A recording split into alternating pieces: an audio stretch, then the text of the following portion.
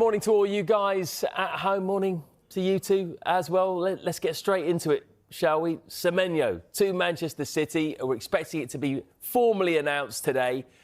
Give us the lowdown on the details of this deal. So it was announced last night, I should apologise. Not been announced yet, so it will be announced today. £64 million is the deal that has been signed. He'll join on a 5.5-year contract, and an official announcement is expected today, and he will be in line to feature for the first time in the FA Cup this weekend. City agreed a deal with Bournemouth outside that release clause of £65 million. City are paying £62.5 million and then an additional £1.5 million in performance-related bonuses, and there's a 10% sell-on clause as well. So in terms of this release clause, the guaranteed part of that release clause was £60 million, but Bournemouth will now receive a slightly higher fee, a guaranteed fee of £62.5 million, which they'll receive over a 24-month instalment. He had a brilliant 3 years at Bournemouth. He ended on a high with that winner against Tottenham earlier on in the week, and now he becomes a Manchester City player. And it's only a matter of time until City confirm their latest signing. Right, yeah, so he has signed. We will wait for the official confirmation. When that happens, which we anticipate to be soon, where does he fit in to this Manchester City side? He can play all over the front line. Where do you anticipate Pep will use him the most? And it does feel as if that's the biggest question, because we've been here before with Manchester City. You have an incredible squad, and then you have players arriving, like in the past, Riyad Mahrez, and you think, OK, do they really need this guy? Nice to have, but do they really need him? But, of course, they've put a lot more legs in the front half of the team in the last year or so, and that has had a really positive effect in them. It's pulled them back into the title race.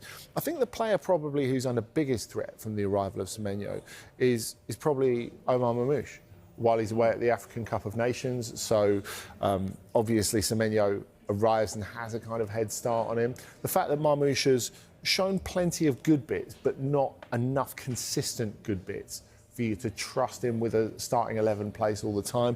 Of course, the order of forward players has really changed with the arrival, particularly of Ryan Shirky. He's been brilliant so far this season, has given a different dimension to Manchester City. Very different sort of player to either Marmoush or Semenyo. But I think if you're looking for direct comparisons, Marmoush is the one. Sort of in that space between like winger and second striker, really. You know, a really direct sort of player who you want, who wants to go directly for goal and run at defenders. So I think that is the medium-term question for City. What happens to Marmoush, especially with Semenyo being in such great form? We've seen in the past, in the recent past, so many protracted transfer sagas. You've got a player sitting on his hands, wondering, you know, quite understandably, where am I going next?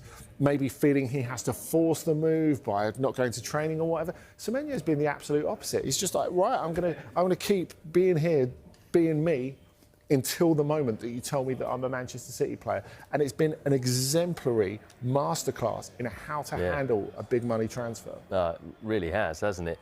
And it's another example of City being decisive in the market. And in fact, we've seen this a lot over the last 12 months. It feels like there's been a real push to get this rebuild done and go again. It's been such an impressive evolution of the squad. This is slightly different in that City have identified a market opportunity that was there to sign a player of Semenyo's quality for that fee, around £64 million. Plenty of clubs wanted to sign him, and I think in an ideal world, City would have signed him in the summer, but this window represented the opportunity to get him for that money and beat the rest of the competition. And there really has been that evolution. Last January, we saw them spend more than all the Premier League clubs put together to try and fix the holes they had in their squad with injuries to get their season back on track. And there has been a real evolution, because we've seen the likes of Ederson, Kyle Walker, Kevin De Bruyne and Jack Grealish depart, and we expect Bernardo Silva and John Stones to leave in the summer as well. And when you look at what they've done, bringing in the likes of Omar Mamouche, Tajani Reinders has been so impressive in a City shirt already. The whole spine of the team, Donnarumma coming in as well, has completely changed over the course of the last few years as they go again under Pep Guardiola. His long-term future is uncertain, but the future of City does look bright with the business they do and continue to do. Yeah, I don't know if we can just get that graphic back up there of Manchester City signings over the last 12 months. I want to get Andy's thoughts on all of these. They're quite interesting, aren't they? When you look at them, it's a real mix of youth, and then the odd real experience in there with Donnarumma. But what do you make of their transfer policy over that time? Well, Donnarumma, I think we have to set apart, Matt. I think the fact is that you're talking about the guy who was perhaps the best goalkeeper in the world in 2025, and also really a market opportunity because his contract was running down and he wasn't going to extend with PSG. But I think it's really nice to see City do that from their perspective, actually, because so many people looked at him in the past and said, this is not a guy who's great with the ball at his feet, so he won't suit Manchester City. And maybe he wouldn't have suited old Manchester City. But, of course, they've evolved under Guardiola. Yeah. It's not all about possession now. And they need a goalkeeper primarily who makes saves, because I'm sure we'll come to it later. One of the biggest things they still need to work on is where does their defence go next? Yes, which we will get on to when we get on to the Marc Guehi chat. But it does seem like it's almost like a different type of player now that they're looking for, Manchester City, than the early Pep Guardiola days. Yeah, it does. And I think Nico Gonzalez is quite a good example of that. He's really the pivot, the guy who sort of bridges the gap. Because in one way, he's been able to replace Rodri in the medium term, which was a huge issue for them when Rodri picked up that major injury. And, you know, he's never quite got back to his best yet. But I think Nico Gonzalez sort of sits in that mid-space between old City and old Pep, and if you like, a new City and new Pep. Because on one hand, he's come out of the Barcelona Academy at La Masia. On the other hand, he's 6'2" and likes to knock players out of the way. So I think he's quite a nice modern balance between where City have been and where City are going, and trying to find this sort of perfect blend in the middle. Yeah.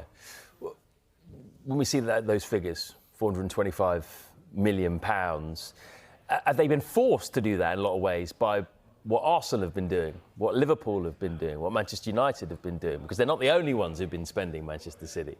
You're right, they've wanted to try and stay ahead of the competition. Last season they weren't able to do so for a number of reasons, major injuries being a key part in that. And this season we're still seeing a squad that aren't quite there yet. They are evolving under Pep Guardiola. It is a different type of football from what we've seen. I think they embrace end-to-end games more than they previously did. Previously, Pep Guardiola sides would want to dominate possession. It would be quite careful, their build-up towards scoring goals, but now they're quite embracing play on the counter-attack at time. They've scored more goals on the counter than they have it in recent seasons, more fast attacks than we've seen. And actually, as a neutral, they're probably more entertaining to watch because you're not quite sure what you're going to get. But with Arsenal spending so much, with Liverpool spending so much as well, City have had to try to do something because it was an ageing squad. That they got the most out of it, winning the treble, winning all those titles, but it did need a refresh. There were players that wanted different challenges as well. As they brought in players with varying levels of experience, ones for the future, some who are ready to come in now, like Tijani Reinders, who's right at the peak of his powers right now. And they will continue to invest where they can. We wait to see if they look to do anything in defence, because clearly that's a real issue for them if they want to do anything special this season. I think they'll be pleased with what happened last night at the Emirates, because it keeps them in the hunt just about, doesn't it? The fact that it isn't that huge gap, which it could have been if Arsenal won yesterday. But with those centre-back issues they have, you wonder if they will try and do something to get themselves out of another hole. Just a quick one, Andy, before we move on from City. You mentioned Marmoush there, possible question marks over his future now with Semenyo coming in, and also Oscar Bob as well. They've got to decide what they want to do with him. Yeah, who you feel needs to play, really. I mean, look, there'll be loads of other Premier League clubs interested in it. But I wonder if one to watch this January window at Girona, because they're in real relegation trouble at the bottom of La Liga, having been in the Champions League last season, belong to the City Football Group. I kind of feel by City parking a player or two there, I mean, obviously it serves a short-term problem for City, but it also serves a medium-term problem for them, because even though we've seen it with the relegation of Troyes in France, or another part of the City Football Group, so maybe it's not the be-all and end-all for them that their satellite clubs stay up.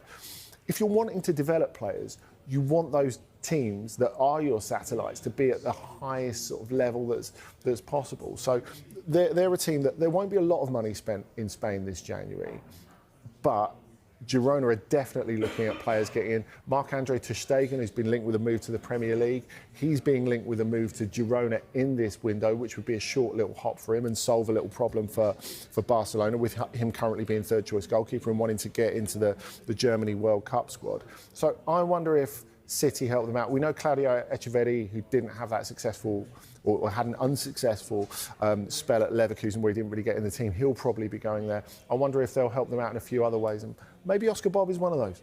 All right, watch this space on that one. Right, let's get out and about then. Plenty of managers. If you can't win, don't lose is a well-worn footballing phrase. Does it apply to Arsenal tonight? Well, we know that the margins are very small. I think we have two different halves. The first one where we have a lot of domination, created some big situation with players almost inside the 6-yard box to pick a player up, and we didn't find the right pass to score the goal. And the second half was a bit more struggle. We were very imprecise with the ball, which didn't allow us to counter press and be very close to the structure. Obviously, they have a lot of midfielders. They start to drop everybody so they can put a lot of passes together outside the organization without really having anybody in the box, because I don't think we conceded a single shot, apart from the mistake that we did in the first half. But yeah, these games then need some magic moment. And at Anfield, so they did it and they won the game. And today it didn't happen, but yeah, you cannot win it, you know, that you cannot lose it. You said before the match you kind of knew how they would play from seeing their team.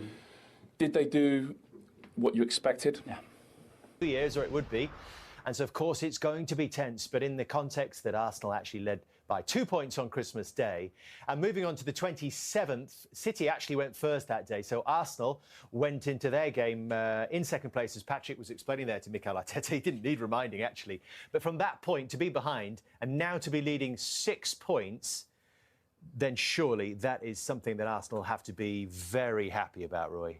I'd be very pleased, and he spoke well there, the manager, a lot of common sense, yeah. Listen, of course, they've got big challenges, disappointed with the performance, I suppose, tonight. But a clean sheet, another point, and you're 6 points clear after 21 games. What a position to be in. Absolutely fantastic. But you have to still believe Man City and Aston Villa will keep trying to hunt them down. It'll be interesting the next few weeks in terms of the transfer window. Will players, obviously, will clubs strengthen? We see what City were going to do. Will Arsenal strengthen? But at this moment in time, Arsenal, obviously, red-hot favourites to win that title. But might they see it as a missed opportunity, Daniel, as by the same token? No, I think they'll be pleased with the point. Of course, the first half performance, they would have thought that they could have scored there. But look, you know, they're comfortable at the top of the league right now. They've been performing very well and beaten over the Christmas period. I mean, you know, the manager will be very proud of his team, considering, you know, where they've come from and all that they've put into this season. He's got to be happy. Well done for maintaining your poise as Gary arrived in a heap next to you. We're just hearing from Mikel Arteta, Gary. Welcome back. On whether this was a missed opportunity or whether they should actually be really happy with where they